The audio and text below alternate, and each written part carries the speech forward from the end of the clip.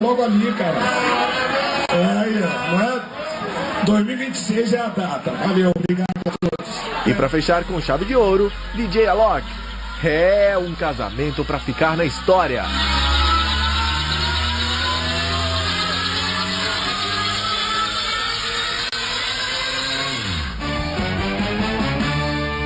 E não tem como não falar do grande reencontro, a mídia toda falando disso. Primeiro, Bruna Marquezine chegando com vestido de festa, uma jaquetinha de cor e um óculos escuro causando. E Neymar não aguentou, né? Se olharam no olho e acabaram ficando juntos no casamento de Marina Rui Barbosa. Agora a pergunta é, será que agora eles casam, reataram de vez?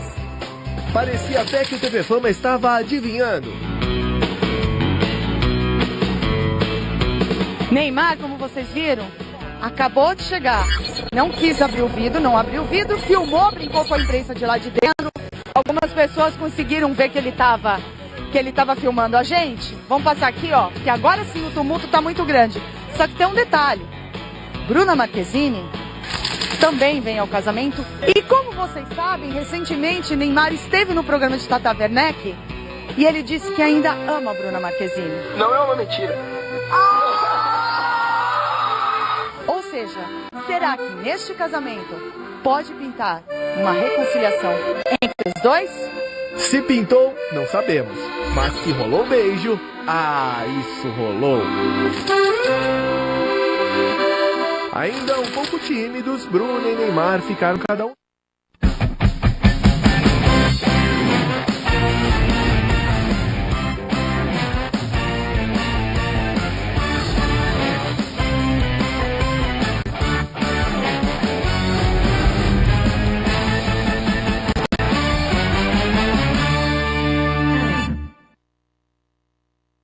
A grandiosidade de Mato Grosso virou realidade na sua casa. Está nascendo uma nova TV Pantanal. Uma TV completa, interativa, que leva a informação e traz grandes eventos para você. Um canal entre a cultura mato-grossense e seu povo. Afinal, o orgulho por essa terra deve ser compartilhado através de uma programação diferenciada e regional. TV Pantanal, canal 22. Mato Grosso está aqui.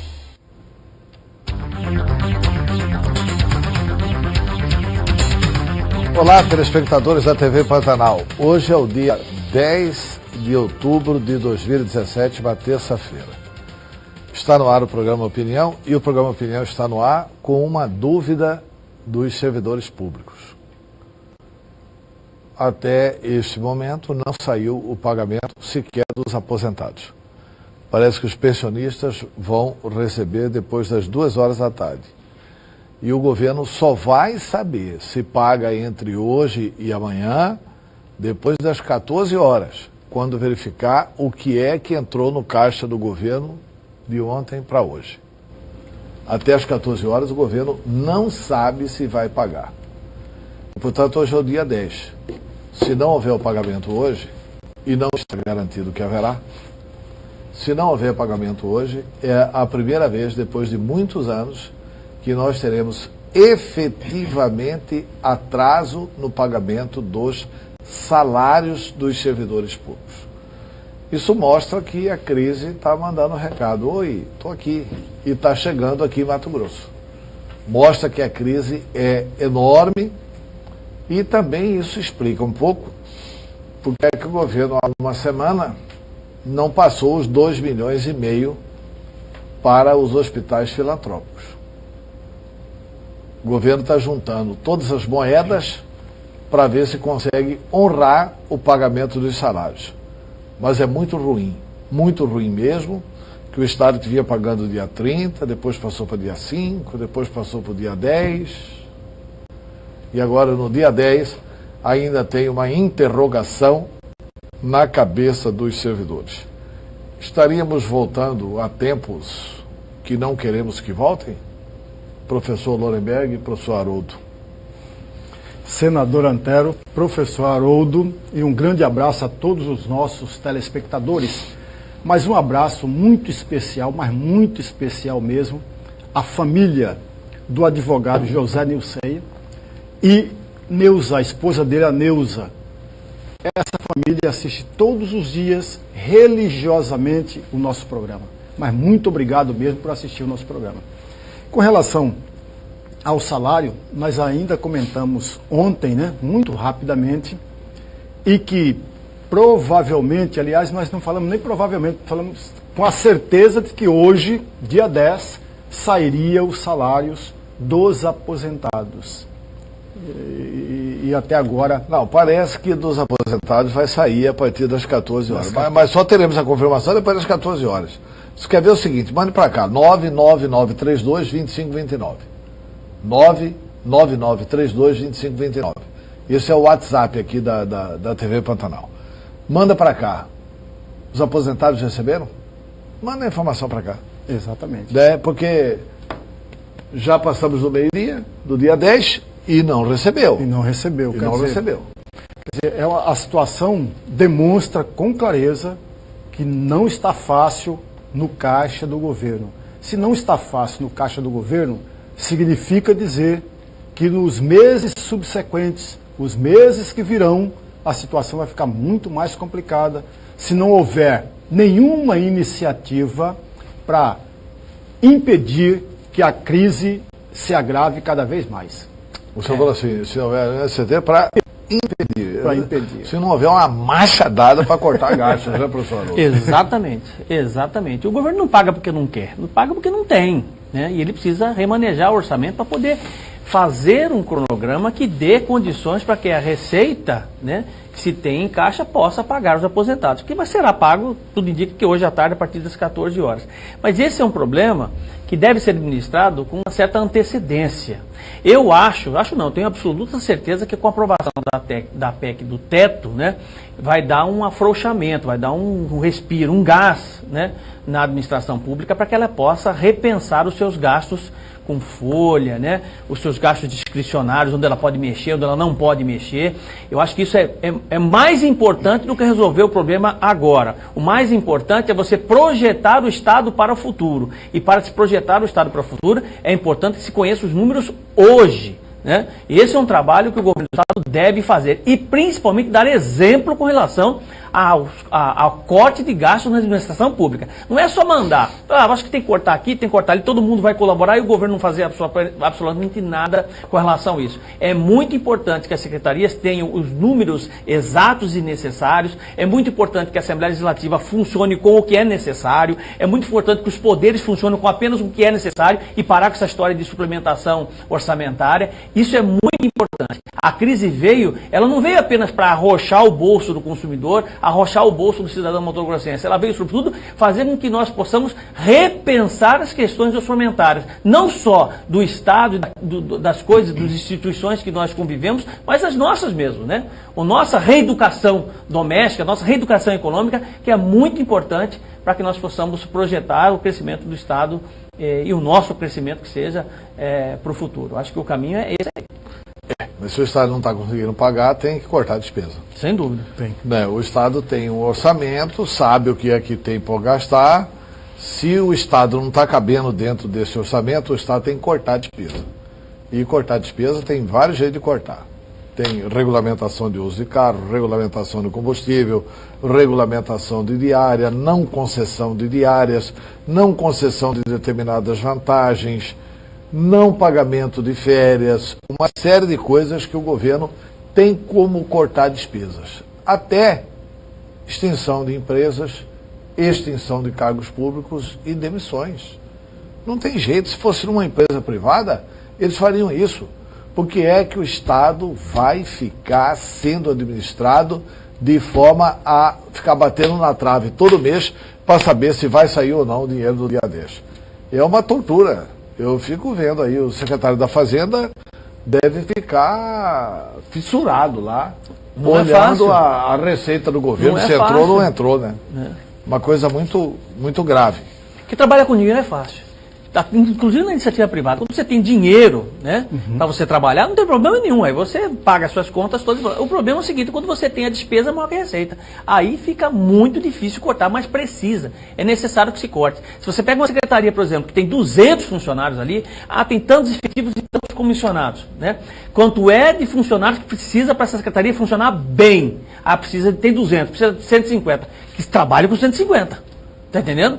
Então, é esse raciocínio que as instituições têm que ter. E é esse raciocínio que a iniciativa privada utiliza para funcionar. Mas, professor Haroldo, aí toca em um ponto. Que a gente critica muito o governo do Estado, que tem que cortar isso, cortar aquilo, mas muitos dos comissionados não é emprego que o governo criou, mas é o parlamento que criou.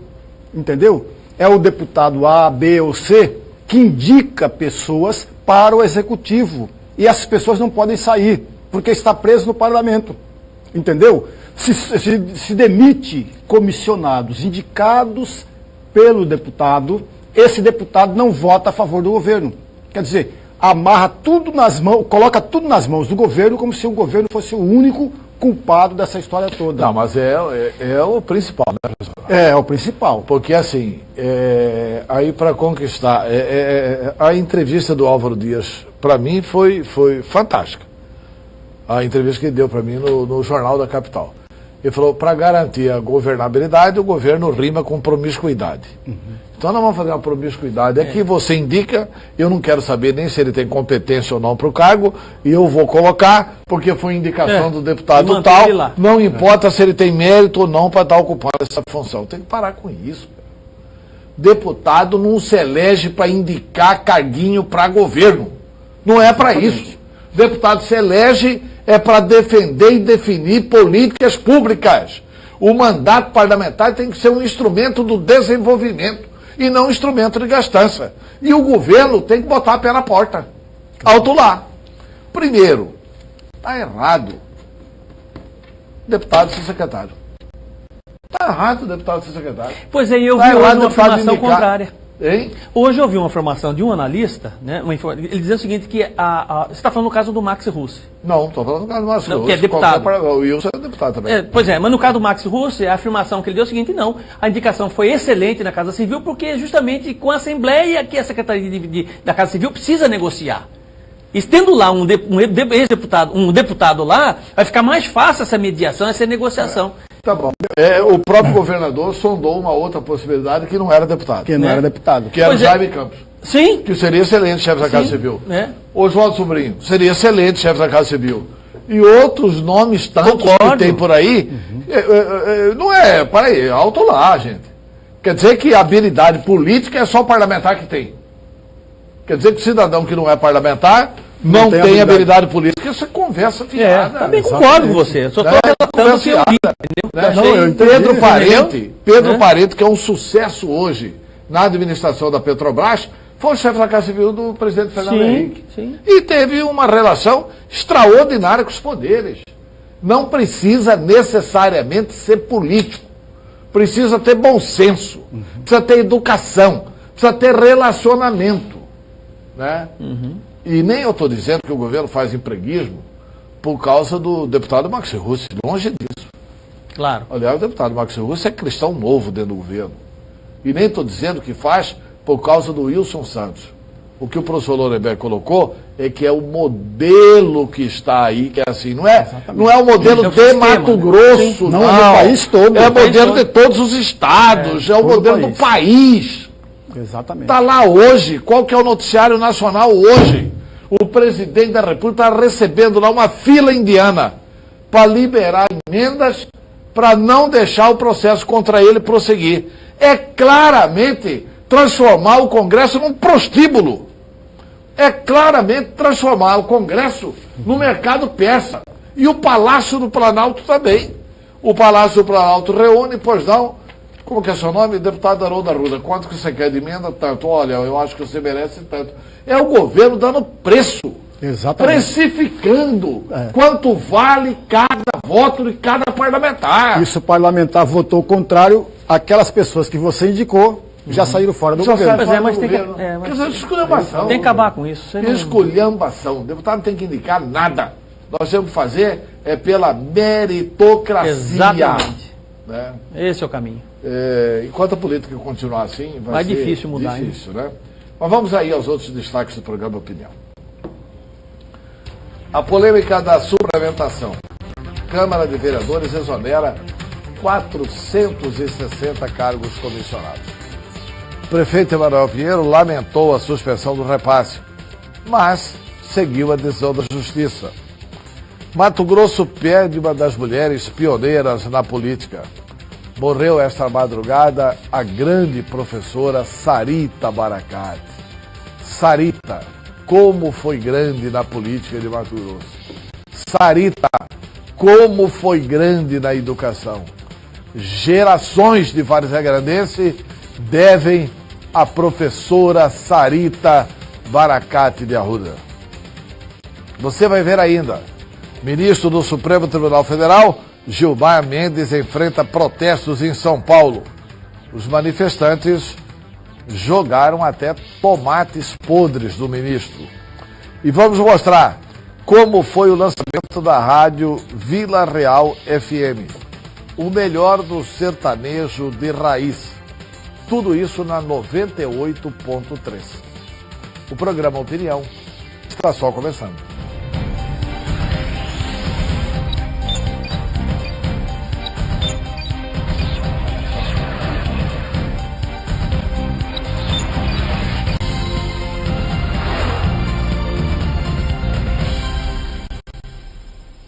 Bem, nós começamos com o programa Opinião e nós vamos começar, evidente, com mensagens que estão chegando dos nossos telespectadores. Vamos colocar a mensagem na tela, por gentileza.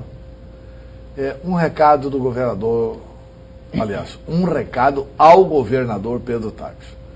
Você, governador, no tempo da campanha, disse que iria chegar para transformar o Estado. Transformou, sim, em um estado de sofrimento. Você acabou com a dignidade dos aposentados. O salário da minha mãe, que é aposentada, não dá para luxo e nem para sobreviver. Você se diz legalista. Porém, um legalista que quer descontar a roubalheira em cima dos funcionários públicos. Cria coragem de governante e peita os grandes do agronegócio, ao invés de ficar atrasando o salário de quem já contribuiu praticamente a vida toda. Senhor governador, Lúcio de Várzea Grande. Ele está revoltado aí com o negócio da mãe, né, que é aposentada, pensionista e não recebeu. Não recebeu nada. Essa situação de atrasar salário é uma coisa, e ainda mais atrasar salário de aposentado, né? Que é pior de tudo. A vida para o aposentado fica mais difícil. O remédio para o aposentado fica mais caro. O plano de saúde do aposentado é mais caro. As contas têm data O certa. salário do aposentado não reajusta conforme o salário do trabalhador na ativa. O aposentado não pode fazer greve. E o aposentado é o primeiro a ser punido. Quer dizer, Tudo cai sobre as costas dele. tudo cai sobre a costa do aposentado. Mas tem mais mensagens chegando. Boa tarde. Acabei de verificar e ainda não foi creditado os salários. Lauzinda. Muito obrigado. 12 horas e 15 minutos. Não é às 14 horas? Às 14 horas. Não. Então não adianta checar agora, gente. Vocês ficam falando assim, vai, checa agora, vai checar depois das 14 horas. Não, professor. Tem 14 e 1, se não tiver na conta, fala, bom, agora o governo não depositou ainda, era 14 horas. Professor, Não é isso? não. Hoje é dia 10. O banco abre 11 horas. Se fosse feito o depósito, às 11 horas da manhã, estava na conta. Acho que o raciocínio não é esse, não. Quando abre já está lá na conta. Hoje é governo disse dia que é depois 10. das 14 horas. Nos meses anteriores, nesse horário, todo mundo já tinha recebido. Mas vamos colocar mais opiniões aí na tela. Tomara que o professor Haroldo não vai defender daqui a pouco. Bom, Eu não estou boa tarde, estou bancada. dizendo que vai ser depois das 14 horas. Tá ótimo. Porque é isso que foi informado pelo governo. Não adianta conferir antes das 14. Não é porque o banco abre às 11 que o dinheiro vai estar às 11h01 lá. Não tem absolutamente nada a ver. O dinheiro pode estar lá às 14h01. Agora, antes das 14 horas não vai estar. Pelo menos é a informação do governo. Eu espero que esteja às 14h01 lá. Entendeu? É mesmo o que eu torço, né? Tá bom. Esperar. Vamos lá. Esperança. Boa tarde, bancada. Se o governo estadual e federal fosse uma empresa, já teria feito, em plena época de PIB negativo, os governos aumentam despesas. Uma hora a bolha vai estourar. Douglas de Várzea Grande. É isso mesmo, Douglas. Se fosse empresa, já tinha dado gente no corpo. Já tinha, duvido que se fosse empresa, não tinha tomado decisão. Tem mais mensagem chegando? Olá, boa tarde para vocês. Meu nome é Carlos. Moro aqui no CPA. O professor Haroldo que me desculpe. Mas o Estado tem dinheiro, sim senhor. O que esse governo está fazendo é sacanagem com os funcionários públicos. A Energia, a Águas Cuiabá, não quer saber se o salário está atrasado. Olha, justificar atraso de salário é realmente... Muito difícil. Muito difícil. Muito difícil. É muito difícil. Essa é uma missão quase impossível. Ninguém consegue justificar isso. Vamos colocar mais uma mensagem aí na tela. Com tudo isso, uma das principais fontes ainda continua em greve. Brincadeira. Romes Correia Santana. Detran. Que é o Detran. Continua em greve. Beleza. Vamos lá. Boa tarde, bancada. Boa tarde, Antero e bancada. Verdade o que vocês dizem. Além da indicação dos cargos, a criação de cargos sem necessidade de muitas pessoas que não sabem nem o que fazer no desempenho da função. Graciete do CPA. O povo não é besta, o povo sabe exatamente tudo. Que essas coisas não são necessárias. Mais mensagens chegando, por gentileza. Boa tarde. Tem que cortar as mordomias de gente que usa os carros do governo para uso pessoal. Os secretários têm que dar exemplo. Tem que ir com carros deles. E isso vale para todos, municipal, estadual e federal. E chega de usar dinheiro do governo com coisas insignificantes, pequenas. Larga de perturbar os funcionários do Estado que trabalham. E é só parar de desviar verba para benefício próprio. Tereza Figueiredo da Várzea Grande. Tereza tocou num ponto que é espetacular. Até agora eu não entendo por que um secretário de Estado tem um carro oficial. A secretaria sim tem que ter. A secretaria tem que ter um carro oficial para atender a secretaria, mas não um carro para atender um secretário. Quem tem que ter carro oficial é o governador do Estado. Mas os outros não tem lógica, não tem sentido isso. É gastos desnecessários. Então, exatamente. Você acha que deputado precisa de carro? De jeito nenhum. Pois é. De maneira nenhuma. Você já imaginou o tamanho da economia que não seria só em combustível? Exatamente. Para todo esse universo da Assembleia Legislativa, desses poderes todos aí, isso é uma economia gigante. Só que é o seguinte... Da mesma forma que o juiz também não precisa de um carro oficial. Aí o governo federal fala em crise, professor, fala em crise, porque está em crise, que está muito difícil, estamos tentando estudar os números aqui para tentar economizar aqui. Aí vão lá e trocam toda a frota, né? Para atender os senadores, deputados, toda a frota, porque é do ano passado, então tem que ser do ano novo. O governo não troca a frota do Senado e da Câmara, pelo amor de Deus. É o Senado que troca. É o Senado que troca. É o Senado e a Câmara que trocam. Mas troca, não troca? Troca. Então pronto. A função é essa, entendeu? Sabe, fala em economia, mas não economiza. Fazer troca e fica fazendo troca. Troca. Bom, vamos lá. A Câmara de Vereadores de Cuiabá acabou exonerando 460 servidores comissionados. Resultado da verba de suplementação que não foi repassada pela Prefeitura. As informações são com a repórter Ieda Magossi. Olá, Ieda, boa tarde. Boa tarde para você, Antero. Boa tarde a todos que acompanham o programa Opinião. O presidente da Câmara de Vereadores de Cuiabá, Justino Malheiros, anunciou no final da tarde de ontem, através de nota, a exoneração de 460 servidores comissionados dos 25 gabinetes da Câmara. No documento, o presidente argumentou que a medida foi adotada em respeito a uma decisão da Justiça de Mato Grosso que anulou o decreto do prefeito Emanuel Pinheiro, que havia autorizado a suplementação no valor de R$ 6.700.000, dias após a tentativa de uma abertura de uma CPI para tentar investigar o prefeito Emanuel Pinheiro por quebra de decoro, depois de ter sido citado na delação do ex-governador Silval Barbosa. Com relação ao prefeito não ter mandado o decreto, ele me disse que ele está tentando conversar com todos os órgãos de controle para que não haja uma afronta, que o judiciário não entenda como uma afronta ao poder judiciário, e que ele, assim que resolver, ele vai mandar esse projeto ainda para que seja tramitado nessa casa de uma forma mais transparente possível, como sempre foi feito, e nós vamos fazer ser aprovado isso com certeza. Então, a partir de hoje, esses servidores comissionados já não estão mais trabalhando aqui na Câmara. Como é que vai ficar essa questão? A partir de sexta-feira, eles já não faziam parte do quadro da casa. E não tem previsão, então, de quando eles devem retornar? O prefeito Emanuel deu uma posição? Ele me disse que está em conversas com os órgãos de controle, a qual ele tem que dar satisfação, mostrar que o decreto está vindo de forma transparente, que não teve aquela suposta negociação para segurar a CPI, porque a CPI está aberta até agora, não tem prazo determinado. Então, eu acredito que o mais rápido possível, ele tem também interesse, ele não está satisfeito, me disse isso por telefone, ele não está satisfeito da Câmara por ter precisado demitir essa quantidade de funcionários. Foi drástico, eu segurei até o último momento, fiz o dever de casa como devia, apesar de muitas pessoas falarem que não, mas a suplementação não é suplementação, ela é uma recomposição salarial.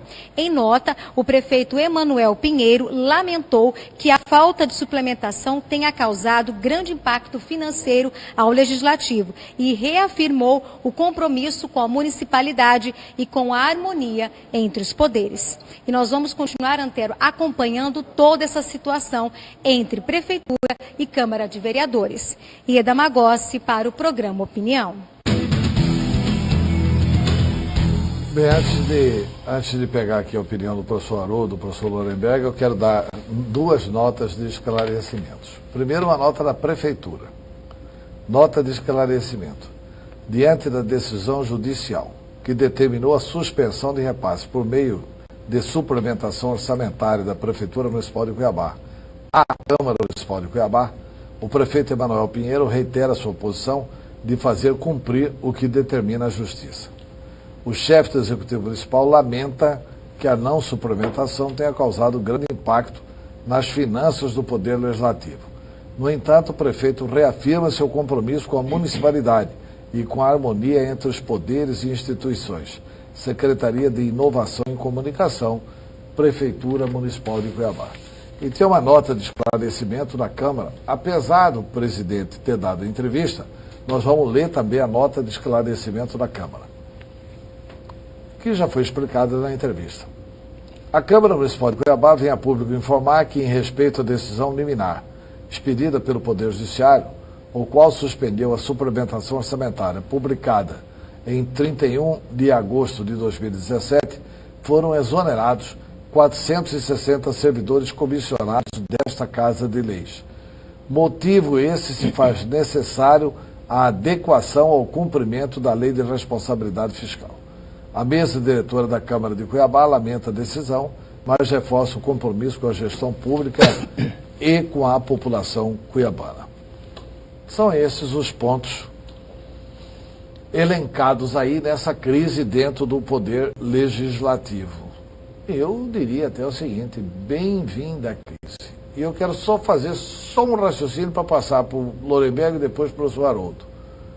O raciocínio que eu faço é o seguinte: a Câmara não sabia lá em janeiro que só tinha 42 milhões de reais de orçamento? Por que é que ela contratou 460 servidores se ela sabia que no início de outubro, se não houvesse a suplementação, esses servidores teriam que ser demitidos, como foram? Por que é que faz esse joguinho para pressionar o Executivo e para fazer com que o Executivo reponha o dinheiro num saco sem fundo, que é o gasto do Poder Legislativo?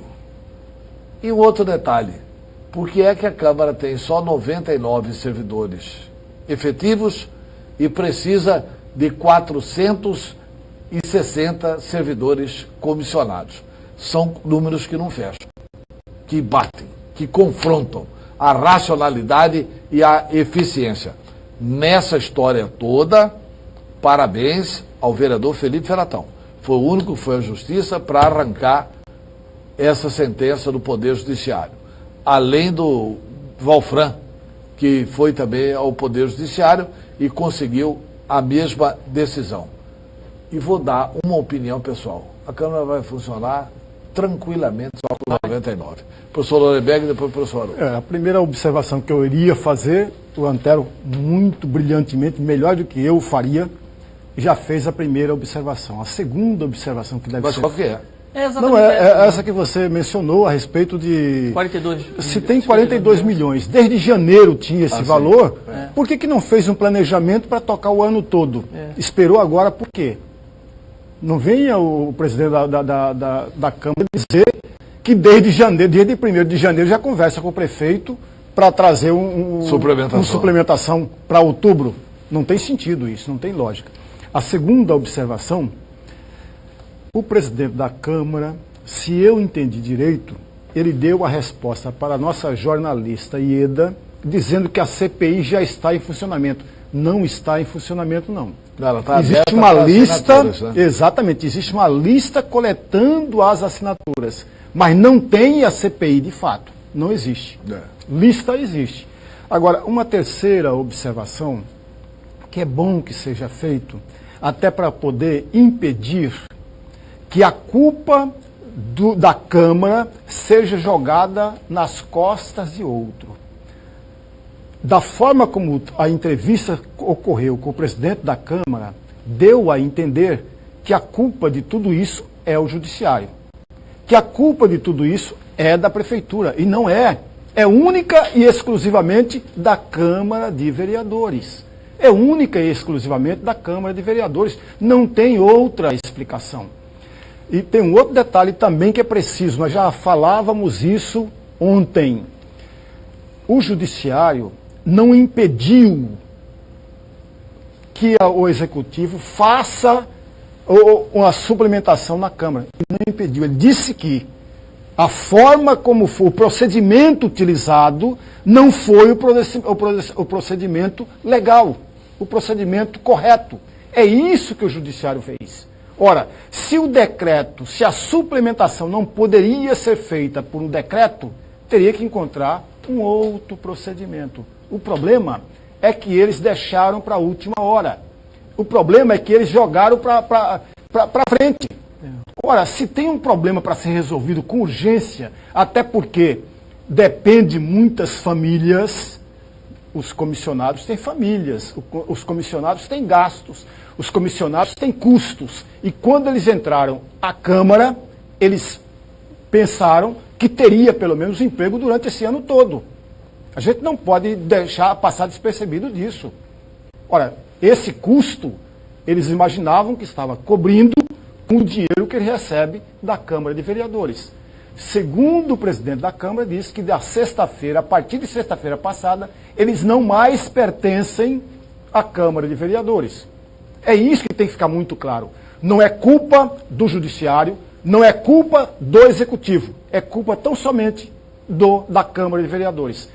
Culpa da mesa diretora que faz aí o que deveria fazer, a administração da casa, e mais ainda, dos vereadores que trouxeram comissionados que não deveria ter, porque não era necessário. O Antero foi muito feliz. Olha, se eu tenho um número de 99 efetivos e a Câmara funciona bem, por que eu teria um número muito maior se ela vai funcionar da mesma forma? Aliás, nem funciona da mesma forma porque atrapalha. É isso que tem que ser colocado na mesa, é isso que tem que ser deixado claro para que o nosso telespectador possa entender, possa acompanhar e não vai ficar jogando, dando culpa em quem não tem culpa nessa história toda. Professor Haroldo. Olha, em situações como essa que nós presenciamos nos últimos dias com relação à suplementação da Câmara de Vereadores de Cuiabá, a pressão da maioria dos vereadores, né, junto ao Executivo, ao prefeito Emanuel Pinheiro, no sentido de se ter essa suplementação. Em situações como essa, é muito comum nós ouvirmos discursos populistas, até porque é mais confortável para o político, entre aspas, né? Dizer o seguinte: não, é isso mesmo que é isso, são tantas famílias que serão desassistidas, né? Como é que pode, tantas demissões? Esse é um discurso muito comum em situações como essa. Ele é oportunista, né? Ele é até certo ponto chantagista, né? Porque ele está ali para poder tirar um benefício da situação. E a verdade não é essa. A verdade, por mais que ela seja difícil, doída, ela tem que prevalecer, né? E a verdade é exatamente esse raciocínio lógico, né? Ou seja, onde se tem um orçamento, dentro desse orçamento, os vereadores sabiam que tinham um determinado valor para poder trabalhar com isso e não foram capazes de fazer isso. Então a suplementação nada mais é do que um erro de gestão. É a comprovação clara de que houve um erro de gestão. Promessas que foram feitas durante o ano, no começo do ano, dizem, não, fica aí que não vamos dar jeito. No final do ano, nós damos jeito nisso aí.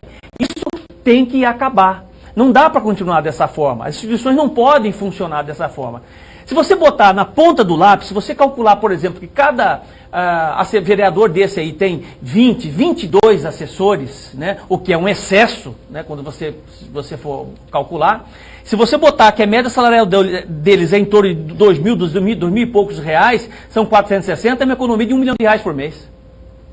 É uma economia de R$1 milhão por mês na Câmara. Se você fizer essa conta simples, né? Então, nós temos que repensar as instituições, os custos, os valores, né? Para que a gente possa aplicar muito bem o dinheiro público. É isso que a sociedade quer, não tenho dúvida disso.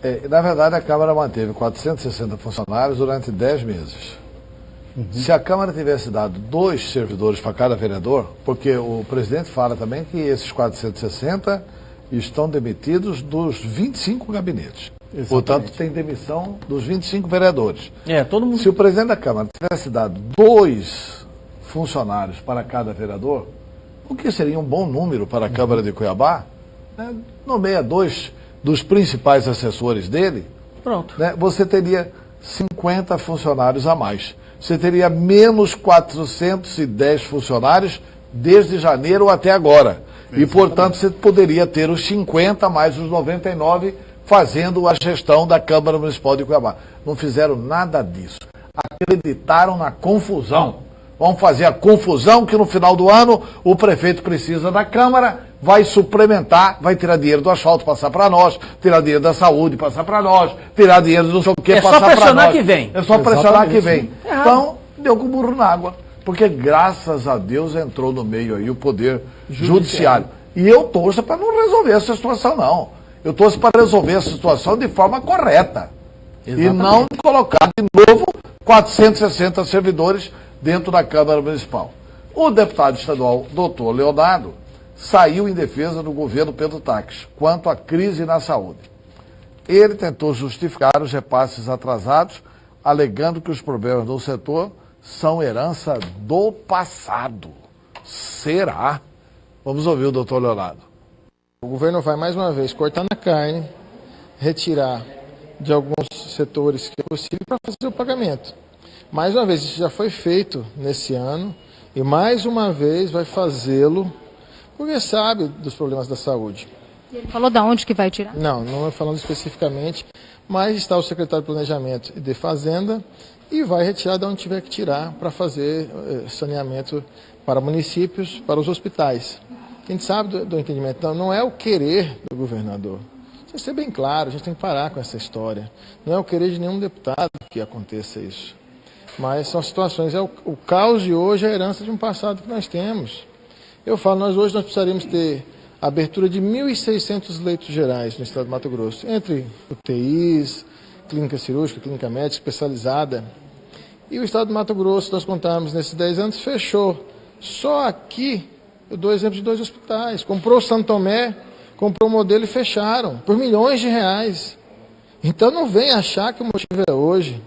E cada ano que você perde na saúde, isso é estudo. Demora 2 anos e meio para recuperar. Nós tivemos mais de uma década perdida por roubo, por desaparelhamento. Então vocês façam a conta quanto vai demorar. Isso não justifica nada. Isso não é discurso para justificativa. Porque eu não gosto desse discurso. Mas a gente tem que ter uma noção. O governo vai fazer, vai cortar na própria carne, vai buscar da onde apertar para onde já está apertado para cumprir suas obrigações. E a gente espera um pouco de fôlego para a sanidade financeira do Estado. São mais de 400 milhões de reais do FEX esse ano que não foram passados para o Estado do Mato Grosso. Tá aí a explicação, doutor Leonardo. Quer falar alguma coisa sobre ela? Muito rapidamente, até porque em parte da explicação do deputado Leonardo, eu concordo com ele, em parte, porque ele é da área, ele é da saúde, ele é médico. Portanto, ele sabe muitíssimo bem, até muito melhor do que qualquer um outro parlamentar, de tudo isso. Então, ele foi muito feliz quando ele disse: olha, atraso na saúde vem de administrações antigas. É verdade isso. Agora, não se pode perder de vista de que o governo atual está no 3º ano de mandato. 3º ano de mandato, que significa, no mínimo, ter um planejamento para esse custo, para esse gasto com a saúde. Não iria resolver o problema da saúde, não iria resolver, mas diminuiria muito o problema que se tem hoje. Por outro lado, e aí discordando mesmo do deputado Leonardo, a respeito do FEX, eu fico muito preocupado quando se espera de uma outra fonte. O FEX está atrasado, o FEX vai passar 400 milhões, o FEX... Para aí. O agronegócio tem que abrir mão para poder pagar isso. Caramba, o papel não é esse. O papel do gestor público é fazer um planejamento com aquilo que ele tem. Outras coisas que virão serão para dar mais conforto à própria administração. Mas não pode jogar na esperança que o FEX vai resolver problema que não vai. O que poderia resolver o problema era a política pública, né? Cobrar do agronegócio. Agora a turma quer tomar benção do agronegócio e ao mesmo tempo aí não vai resolver nunca. Nós vamos ao intervalo e voltamos com a inauguração da Vila Real FM. Um instante só.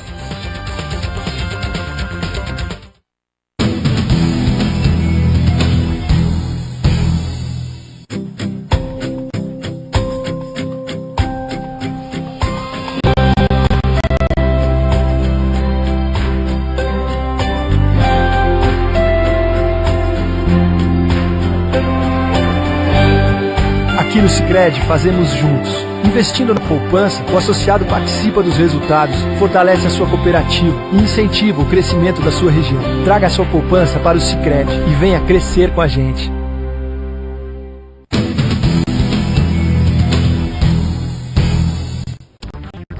Bem, nós voltamos com o programa Opinião e voltamos com uma notícia espetacular. Desde ontem, né? Das primeiras horas da manhã, está no ar a 98.3, a rádio Vila Real FM. O lançamento foi na sede do Grupo Gazeta de Comunicação e contou com convidados ilustres. A programação da 98.3 está arrebentando com muita audiência em todo o estado e principalmente com muita ligação do interior. Veja na reportagem de Antônio Carlos Silva.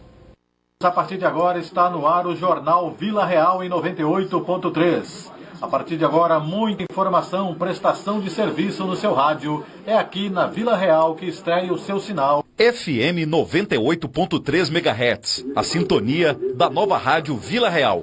A emissora do Grupo Gazeta de Comunicação terá uma programação focada no rádio-jornalismo e em músicas sertanejas. A música raiz, ela resgata o sertanejo dos anos 50, 60, 70, o clássico sertanejo, anos 80, anos 90, e o sertanejo mais moderno, que começou ali por volta de 2000, 2003. A programação ela é 100% sertaneja, um sertanejo diferenciado, né? Ela não vai ficar só em cima do sucesso atual. Nós vamos trazer a moda de viola, a música de raiz, e trouxemos aí uma equipe muito forte para fazer isso, que é o Mortandela, o grande representante do rádio AM, né, que fez muito sucesso na cultura, vai estar com a gente aqui, fazendo 2 programas, que é o Alvorada Sertaneja e o Crepúsculo Sertanejo no final do dia, trazendo essas músicas, né? Optamos agora de retornar à Vila Real, com muito jornalismo, das 7 às 11 da manhã, jornalismo forte, interativo, independente, corajoso, e de muita polêmica, de muita discussão. Nós vamos fazer muito debate na Vila a partir das 7 da manhã.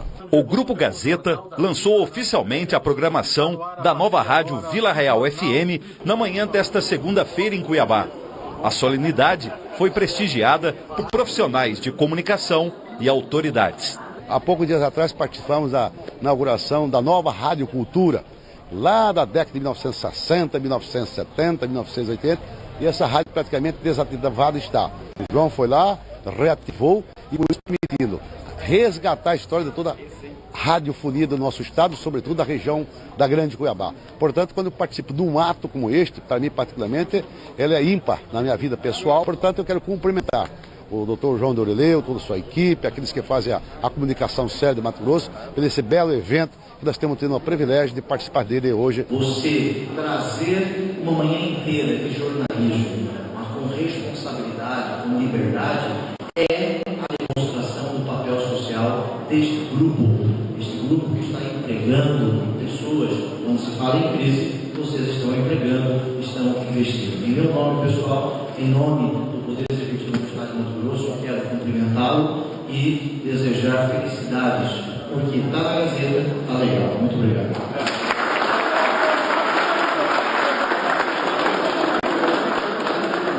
Vila Real FM, Antônio Carlos, é uma oportunidade não somente para muitos profissionais que se encontravam aí fora do rádio, alguns até desempregados, é como o Dorileu falou, desafiar a crise.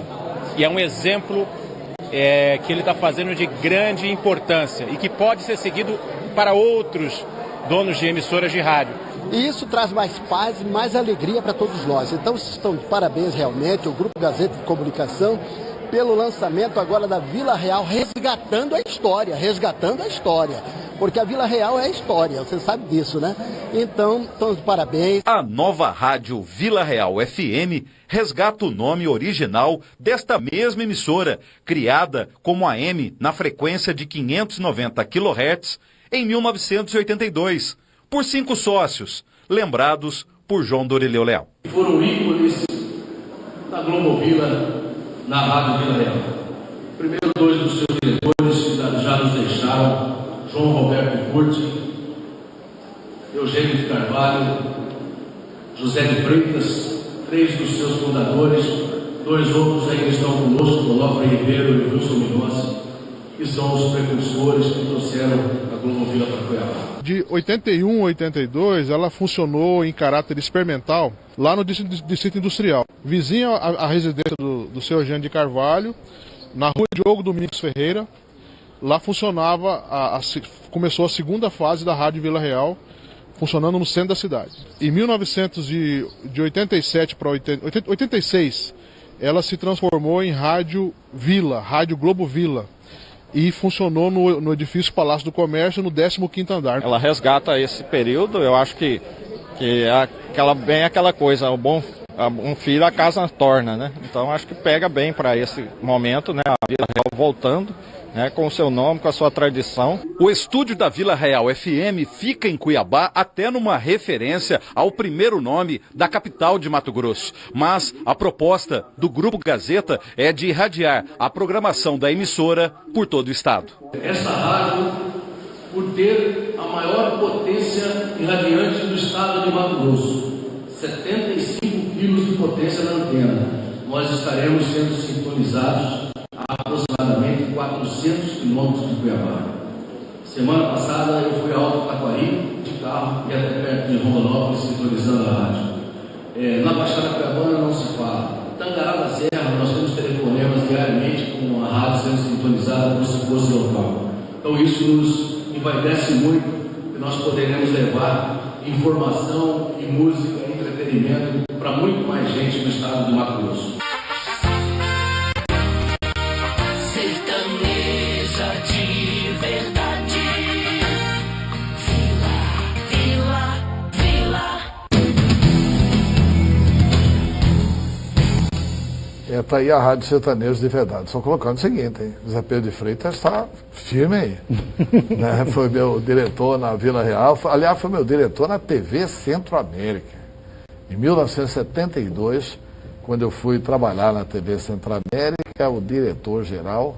Aliás, não, eu comecei com Antonieta Rios Coelho e depois assumi o senhor José Pedro de Freitas, que era o diretor-geral, pai do Eliseu, né? Gente da melhor qualidade, um extraordinário diretor comercial, mineirinho, bom de comercial, bom de conversa e que está, inclusive, apoiando as iniciativas do filho Eliseu aqui em Cuiabá. Um grande abraço ao senhor José Freitas, se estiver nos ouvindo, nos vendo. Bom, vamos ao intervalo, é isso? E voltamos.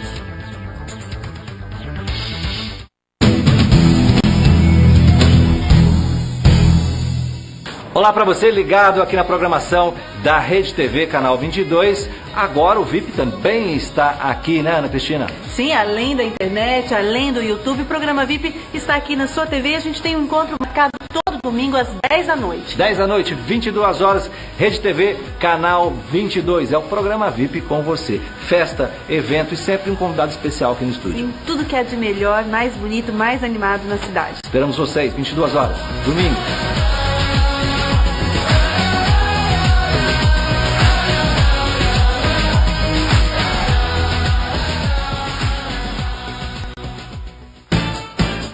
Programa VIP. Oferecimento. Linha Força com Pimenta da Biostratos. É hora de seu cabelo crescer e brilhar. Unimed Cuiabá. Cuidar de você. Esse é o plano. E Orlean Cuiabá. Grife de revestimento de paredes e tecidos. 2129-5409. Orlean. Revestimento de parede e tecidos. A marca mais desejada por arquitetos e designers de interiores. Padrão internacional. Cenário de cinema. Orlean, revestimento de parede e tecidos, tendências e lançamentos traduzidos em coleção exclusiva. Porque se você fosse um papel de parede, você seria um Orlean. Avenida Isaac Póvoas, 1337, 65 21 29 5409.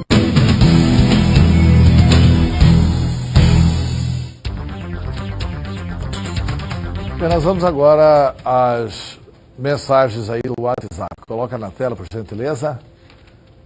Bancada, senhor Antero, quer dizer que se for provado que o governador sabia que tem a ver com os grampos, não vai acontecer nada com os militares? Isso será um absurdo. Afinal, eles sabiam que estavam fazendo coisa errada. Miriam de Varza Grande. Eu nunca disse isso, minha amiga.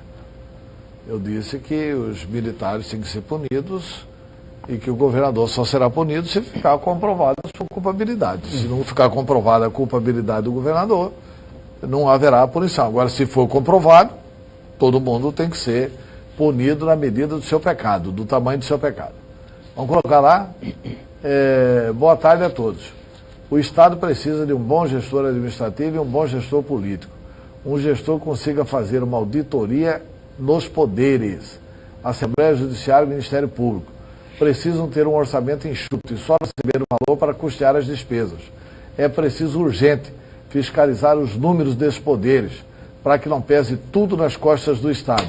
Com certeza esses poderes têm dinheiro sobrando em caixa. Forte abraço, André Nassimbeni. André, eu concordo em gênero, número e grau com você. Eu também. E eu concordo com o André e defendo o seguinte: sabe o que o governador precisa fazer? Não é ir lá interferir nos poderes, porque é interferência no poder. E no regime democrático não cabe isso. O governador precisa exigir da sua bancada que aprove o orçamento necessário para o funcionamento do judiciário. E depois aprove o orçamento necessário para o Poder Legislativo. E não mandar um dinheirão para os poderes desnecessariamente. E ele fica sem dinheiro. E ele fica sem dinheiro para fazer o bem para a sociedade. Na verdade, primeiro tem que cobrar justamente desses poderes, né, um levantamento por completo, detalhado, da necessidade de cada poder, para que a partir daí ele possa dimensionar o valor. Mas tem que cobrar e tem que agir. Por exemplo, se fosse deputado estadual, faria claramente uma emenda numa lei porque foi uma lei estadual que passou a autorizar 3 férias para promotor público. O primeiro projeto mesmo, se fosse deputado estadual, era cortar isso. Cortar, fazer um projeto de lei, põe lá para votar. Se tiver maioria, aprova, revoga a lei. Por que eles têm que receber 3 férias? Não dá. para a elite fazer de conta que tem que cortar o gasto só dos pobrezinhos. Não dá. Mais mensagens na tela, por gentileza. Boa tarde, bancada. A política é assim. Deputado indica seu grupo e o governo e juízes indicam mulher. Uma vergonha, não é, Damásio? Essa questão de indicação é muito possível de ser combatida. Em São Paulo, manifestantes atiraram tomate para protestar contra o ministro mato-grossense do Supremo Tribunal Federal, Gilmar Mendes. Veja a matéria da Rede TV News.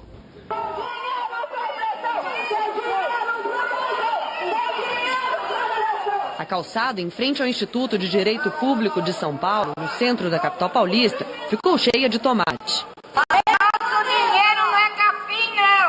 Os manifestantes protestavam contra o ministro do Supremo Tribunal Federal e presidente do Tribunal Superior Eleitoral, Gilmar Mendes. Eles acusam o ministro de soltar acusados na Lava Jato. Soltar Eike, soltar Barata, soltar Disseu, nós não aguentamos mais. Houve protestos até dentro do Instituto de Direito Público, que tem Gilmar Mendes como um dos sócios. É uma vergonha essa reforma política. Sobre a forma como foi recebido pelos manifestantes, Gilmar Mendes disse que nem sempre as decisões do Supremo agradam a todos e que as incompreensões são naturais. Já em relação à reforma política, o ministro afirma que é necessária uma mudança de sistema. Na teoria presidencialista, o impeachment é pensado sobretudo para não chegar ao fim. Entre nós, ele está sendo usado, não é, para realmente destituir mandatários. E por isso o caminho para o semipresidencialismo talvez fosse recomendável. Ainda sobre a reforma política, Gilmar Mendes falou que o sistema eleitoral está longe do ideal, mas defendeu o Fundo Público de Financiamento para a campanha, que é de 1 bilhão e 700 milhões de reais. Tem aspectos, como nós sabemos, muito positivos. A questão da cláusula de barreira ou de desempenho e a proibição de coligação. Eu reputo também relevante a aprovação do fundo público no contexto em que nós estamos, onde houve a proibição das chamadas doações corporativas ou doações das empresas. O senador José Serra, do PSDB, e o presidente interino do Senado, Cássio Cunha Lima, participaram do evento. Além de tocar no tema da reforma política, Cunha Lima falou sobre a polêmica criada entre o Senado e o Supremo com o afastamento do PSDBista, senador Aécio Neves. Não adianta tentar artificializar um conflito ou estabelecer uma guerra que não existe. Não existe, não é? Artificializar? Não existe. Existe um texto constitucional que será interpretado pelo plenário do Supremo Tribunal Federal. O plenário do Supremo fará essa interpretação. Nós confiamos no Supremo como guardião da Constituição. Como redator da Constituição, não. O pai do Cássio era um extraordinário orador, extraordinário advogado. O Cássio também é grande poeta, né? Um grande poeta. O pai do Cássio era um grande poeta.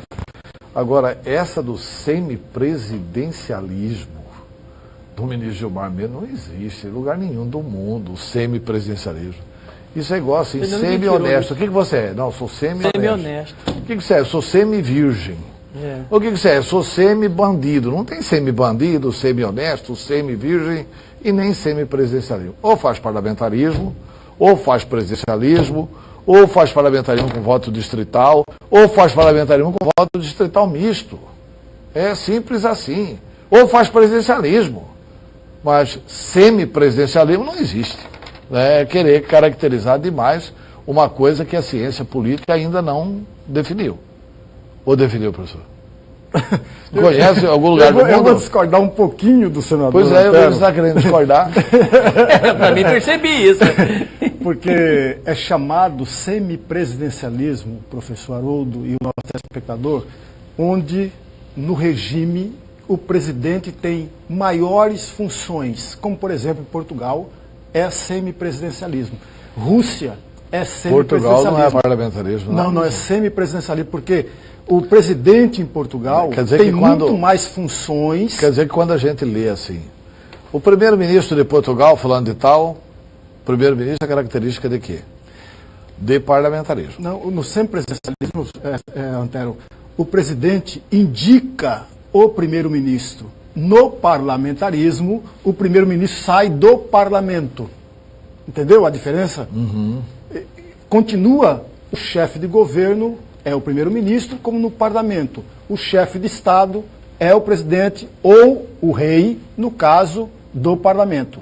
Funciona dessa forma. Mas o presidente não tem um cargo simbólico. Esse presidente pode demitir o primeiro-ministro. O presidente também pode mudar e criar uma nova eleição para eleger um novo parlamento. Esse presidente da República, no semipresidencialismo, também pode, por exemplo, ser, além de chefe das Forças Armadas. Ele tem outros cargos, outras funções. Ele é chefe do Poder Executivo? Do Poder Executivo, mas não é chefe do governo. Não, então ele é chefe de Estado. Chefe de Estado, ele não é chefe de governo, é chefe de Estado. Chefe de Estado mas ele, presidente. Que é uma característica do parlamentarismo. Do parlamentarismo, exatamente. O presidente pode tirar fora o primeiro-ministro. No parlamento, como na Alemanha, por exemplo, que é um parlamentarismo, o presidente não tem esse papel. Não, o presidente é só para se relacionar. Exatamente, só política externa. Só política externa. Olha, mas nós vamos encerrar o programa com uma nota triste. Eu, pessoalmente, tenho muito carinho pela professora Sarita Baracate. Morreu na madrugada desta terça-feira, aos 87 anos. Daqui até Cuiabá, atravessávamos o rio Cuiabá, porque naquela época não tinha linha de ônibus. Naquela época havia muito machismo. Os homens se entendiam que eram superiores às mulheres, né? Mas as mulheres não davam o braço a torcer, não. E procuravam ser mais estudiosos que os homens. Na 7ª série, nós começamos a luta quando veio a redemocratização do país. A queda de Getúlio, fazia um discurso, subia nos bancos escolares, enfim, as mulheres se divertiam. Naquela época, os que tinham dinheiro faziam panfleto, mas eu não tive uma camiseta, não tive uma propaganda, era tão bom. Ei, professora Sarita Baracate, grande mulher, grande professora Sarita Baracate. Era um dos maiores nomes na política de Várzea Grande. Na minha opinião, foi a Sarita Baracate quem deu o nome de cidade industrial a Várzea Grande. Quem implantou o nome de cidade industrial em Várzea Grande, que muitos equivocadamente atribuem a Júlio Campos, não foi. Foi Sarita Baracate de Arruda, a primeira mulher a ser prefeita de Várzea Grande. De família tradicional, ela foi vereadora, prefeita, deputada estadual, secretária de Estado, em um tempo em que poucas mulheres ocupavam esse espaço. Nesse sentido, é considerada pioneira. A Prefeitura de Cuiabá e o governo de Mato Grosso divulgaram notas de pesar. E a Prefeitura de Várzea Grande decretou luta oficial de 3 dias.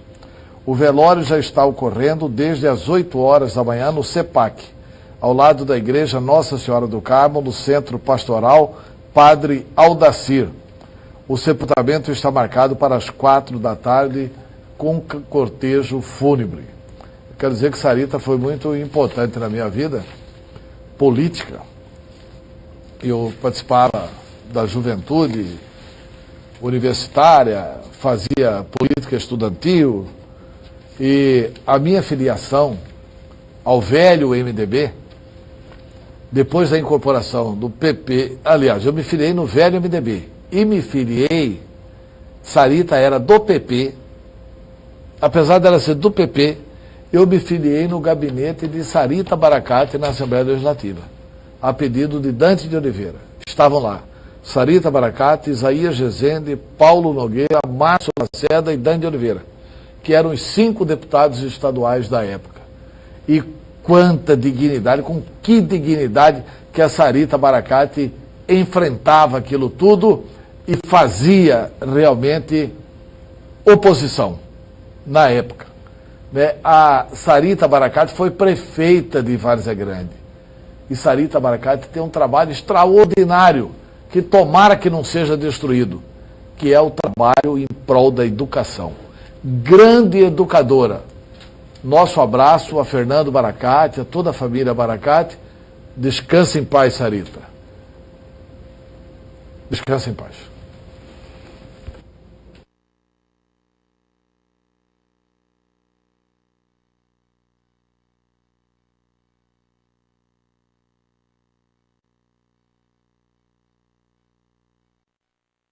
Todo dia, toda hora, só da Gazeta FM, a número 1 no Ibope. A melhor programação com os maiores sucessos você só ouve aqui nos 99,9. Sintonize e descubra por quê. Quem tá na Gazeta, tá legal.